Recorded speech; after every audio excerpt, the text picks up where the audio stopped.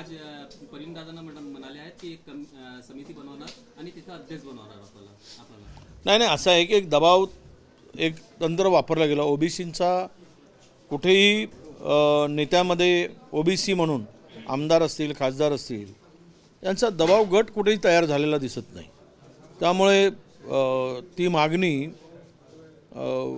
आयोजकांनी केली की आमदारांचा दबाव गट तयार झाला पाहिजे, ओबीसी आमदारांचा. आणि त्यामुळे ते परिणयजींनी त्यावेळेस सांगितलं की आम्ही आमदारांचा दबाव गट किंवा एक समिती करतो आणि त्याचा अध्यक्ष विजय भाऊंना करण्याची आमची तयारी आहे. खरं तर हे खरं आहे की मराठा समाजाचं एकमत होतं, त्यांचे सगळे नेते त्यांना मदत करतात, आंदोलनाला बळ देतात, सर्व पुरवठा ते सर्व मंत्रीपासून तर आमदार खासदारापर्यंत सर्व करतात. पण ज्यावेळेस ओबीसी, मूळ ओबीसी, आता तर खूप घुसखोर झालेत, पण मूळ ओबीसीचा दबाव गट नसल्यामुळे वारंवार सरकार ओबीसीवर अन्याय करत आला आहे. हे जे JR निघाला 2 सप्टेंबरचा त्याचाच परिणाम आहे. जर ओबीसीचं प्रेशर चाललं असता, ओबीसीची ताकद असती, एक ओबीसीमध्ये एक दबावाचं राजकारण चाललं असतं तर हिंमत झाली नसती. आणि त्यासाठीच आजची मागणी होती की आपण असा एक आमदारांचा आणि खासदारांचा मिळून एक समिती तयार करू, खासदारांची, आमदारांची, आणि कुठल्याही या सगळ्या विषयावर सरकारला निर्णय घेताना विचारात घेतल्याशिवाय ते शक्य होणार नाही, अशा प्रकारची भूमिका ताकदीनं मांडू, हा त्यामागचा उद्देश होता. सर, सदा सरवणकर यांनी म्हटलंय की जे आता सत्तेत जे आता सध्या वर्तमान आमदार आहेत त्यांना फक्त 2च कोटी मिळतात, पण मी जरी माझे आमदार असतो तरी मला 20 कोटी रुपये मिळतात असं त्यांनी म्हटलं. कुठून मिळतात त्यांना 20 कोटी? नगदीनं मिळतात की सरकारच्या तिजोरीतून मिळतात? त्यांचा बोलण्याचा उद्देश काय होता? खरं तर सरकारच भिकारी आहे. सरकारपाशी आहे काय?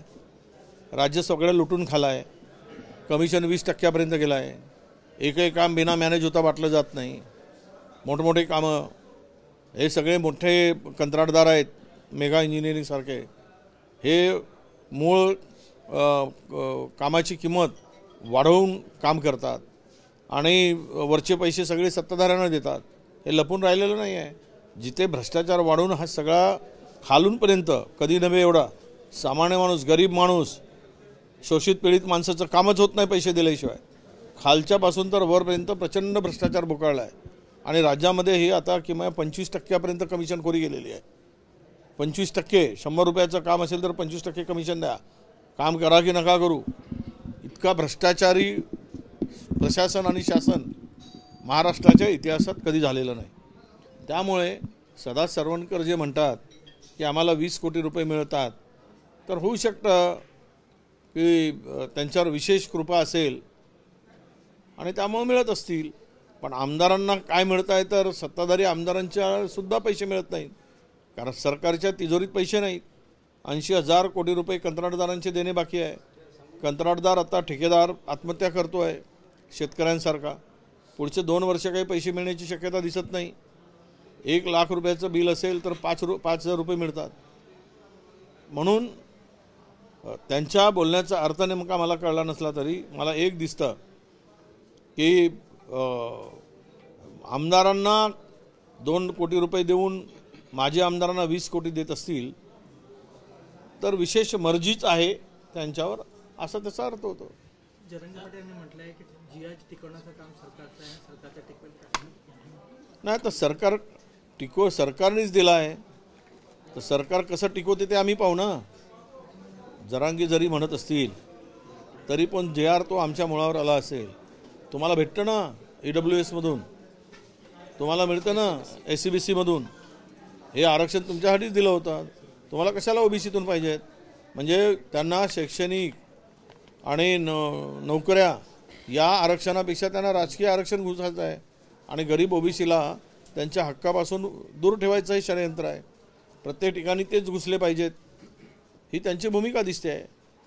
पण याला काही सर्वच मराठा समाजाचा पाठिंबा आहे असं मी मानत नाही. अनेक मराठा समाजाला विरोध करत आहेत.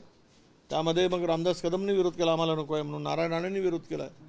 अशा अनेक, मुदोजी भोसले नागपूरचे राजे, त्यांनी पण त्याला विरोध केलेला आहे. त्यामुळे जरांगे म्हणतात की सर्व असं का सरकार समस्या दबावामध्ये येतो. आमची भूमिका आणि आमचं मागणं स्पष्ट आहे की 2 सप्टेंबरचा जी.आर. रद्द करा, नाहीतर आम्ही मुंबईत धडकू आणि आमची ताकद दाखवू. मग काय करायचं ते सरकारने ठरवावं. नितीन गडकरी म्हणाले आहेत की महाराष्ट्रामध्ये जसा मराठा शक्तिशाली आहे तसाच उत्तर प्रदेश आणि बिहारमध्ये ब्राह्मणांना फार महत्व आहे. तिथे दुबे, त्रिपाठी, मिश्रा हे सर्व क्षेत्रामध्ये शक्तिशाली आहेत. आणि त्यांनी पुढे बोलताना असं म्हटलंय की परमेश्वराचे माझ्यावर एक उपकार आहेत की आम्हाला आरक्षण नाही, असे गडकरी म्हणाले आहेत नागपूर. असं आहे की गडकरी साहेबांचा समाज याला आरक्षणाची गरजच नव्हती. कारण शूद्र कोण होते, उपेक्षित कोण होते, शोषित कोण होते, पीडित कोण होते, तर तो ओबीसी होता, दलित होता, आदिवासी होता. त्याला बरोबरही आणण्याचं काम बाबासाहेबांनी केलं, म्हणून आम्हाला आरक्षणाची गरज पडली. आम्ही शैक्षणिकदृष्ट्या, सामाजिकदृष्ट्या, आर्थिकदृष्ट्या सर्व पातळीवर मागास होतो. हे नव्हते मागास, त्यामुळे त्यांना गरज नव्हती. आता त्यांनी आभार मानत त्यांना आरक्षणाची गरज पडली नाही, कारण त्यांच्यावर ईश्वराची कृपा आहे. ते आता त्यामुळं असं म्हणू आम्ही, आमच्यावर बाबासाहेबांची कृपा होती म्हणून आम्ही इथपर्यंत आलो. आमच्यासाठी बाबासाहेबच ईश्वर आहे, नाहीतर आम्हाला इथपर्यंत कोण आणलं असतं. आम्ही यांचे गुलाम म्हणूनच जगलो असतो ना. वर्णव्यवस्था, धर्मव्यवस्था, जातीव्यवस्था कोणी निर्माण केल्या, तर ह्याच समाजाने निर्माण केलेल्या आहेत. त्यामुळं ते काय म्हणतात त्याला अर्थ नाही. मराठ्यांच्या मनाशी खेळ केला असं वाटतं. जी.आर. देऊन मराठ्यांचे जे मनाशी खेळ सुद्धा खेळलेला आहे. मराठ्यांच्या मनाशी म्हणजे ज्याप्रमाणे जी.आर. दिलं त्यांना आणि जी.आरचा फायदाच घेत आहेत ना ते. मी वाचून दाखवलं ना. चौकशी अहवालाचा एक फॉर्म तयार केला, त्यामध्ये इतकी सूट दिली की कोणीही मराठा ओबीसी होऊ शकतो. आणि ते झपाट्यानं सुरू झालं आहे. दर महिन्याला एका तहसीलदाराला 1000 प्रमाणपत्र देण्याचा आदेश दिला आहे. आणि त्याचं काम 2 सप्टेंबरपासून सुरू झालेलं आहे. पुढच्या काही कालावधीमध्ये 50 लाख मराठा समाज ओबीसीमध्ये येईल. आणि महाराष्ट्रातील सर्व जागावर फक्त तुम्हाला मराठा समाज दिसेल. ओबीसी हा 12 बलुतेदार, 18 अलुतेदार हा कुठेही दिसणार नाही. आणि मायक्रो ओबीसी दिसणार नाही, मेजर ओबीसी इतर समाज दिसणार नाही. ही मोनोपल्ली जी आहे, यांना खड्ड्यात घालणारा हा जी.आर. आहे. ओबीसी समाजाला हे लपून राहिलेलं नाही. म्हणूनच मी ते आत्ता भाषणातून ते वाचून दाखवलं ना. शासनाचा चौकशी अहवालमध्ये काय काय माहिती पाहिजे.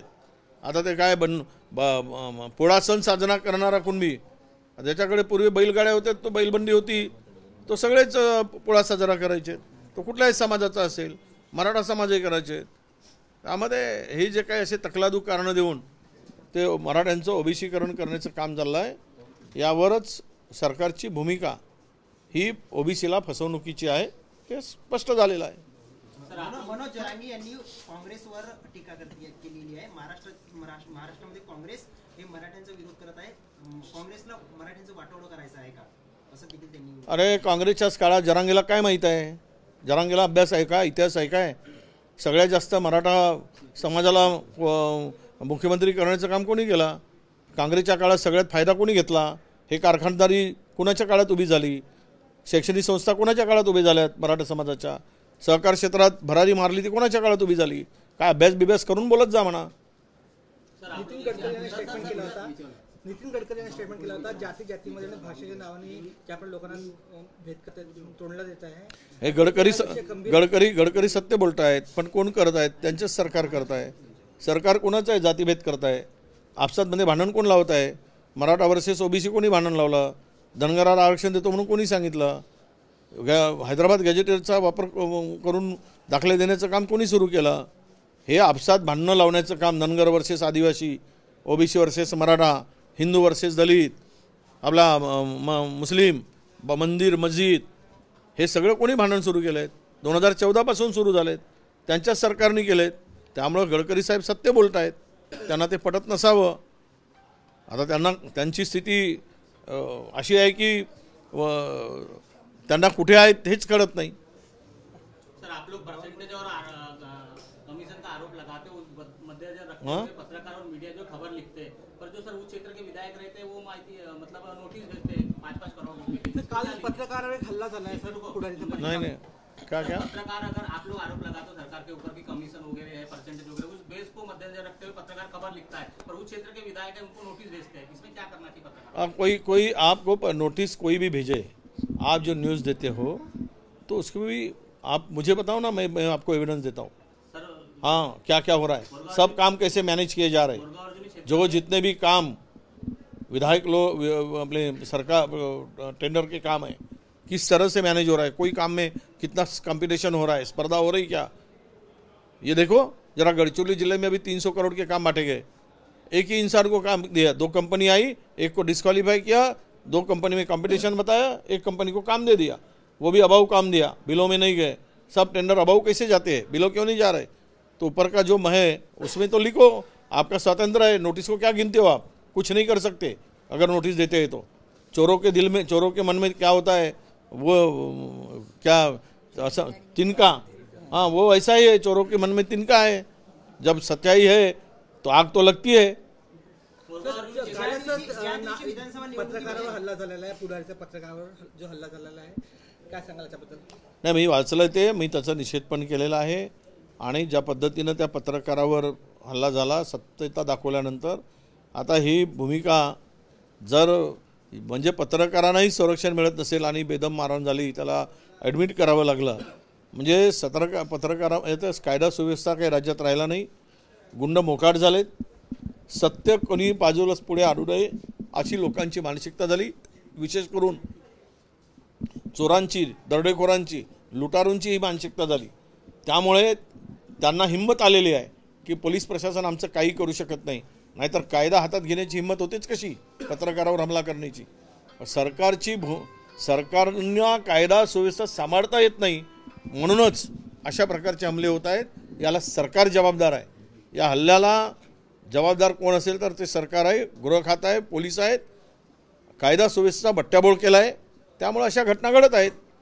पण जी हिंमत ही करतायत त्याला ठेचून करण्याची अशा प्रवृत्तीला सरकारने हिंमत दाखवली पाहिजे, कडक कारवाई करावी, त्याला कोणी त्याला विरोध करणार नाही, पण ही हिंमत सरकारने दाखवली पाहिजे आणि असं आव्हान मी सरकारला करतो आहे।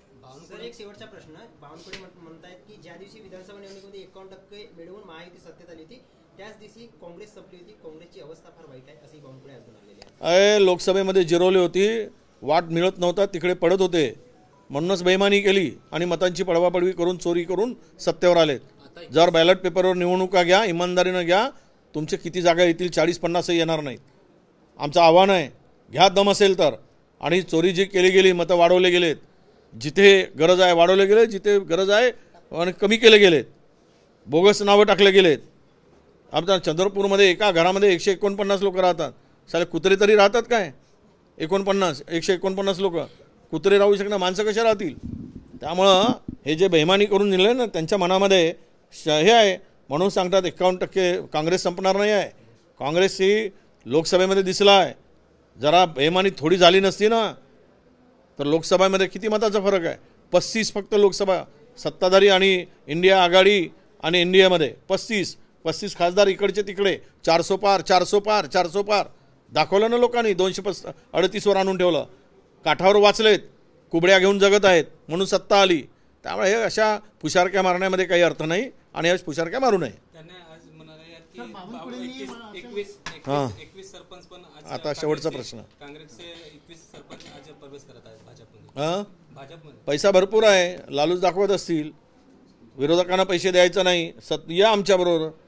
हे जे जातात हे उद्या सत्ता बदलली की तिथे तरी राहतात काय? त्यामुळं हे जाणं येणं जे असतात हे बेईमानची फळीच एक असते, ते नेहमी बदलत असतात।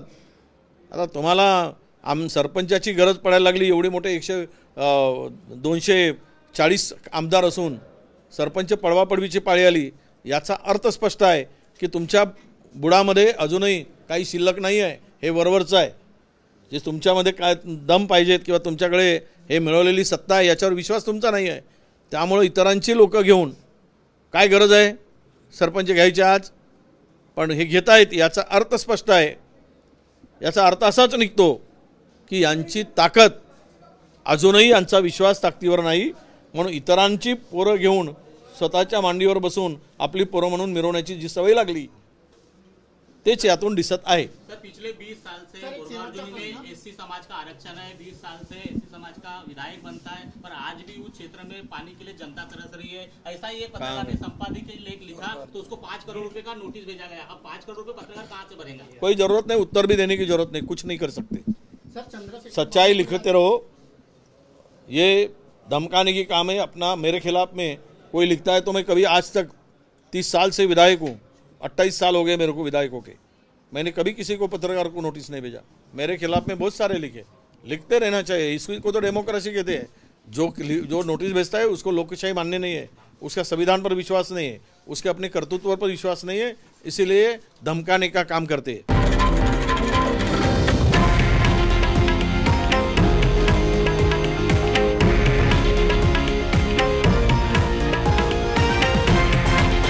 हे आहे देशातील नंबर 1 न्यूज नेटवर्क आणि आपण पाहत आहात TV9 मराठी, एकमेव।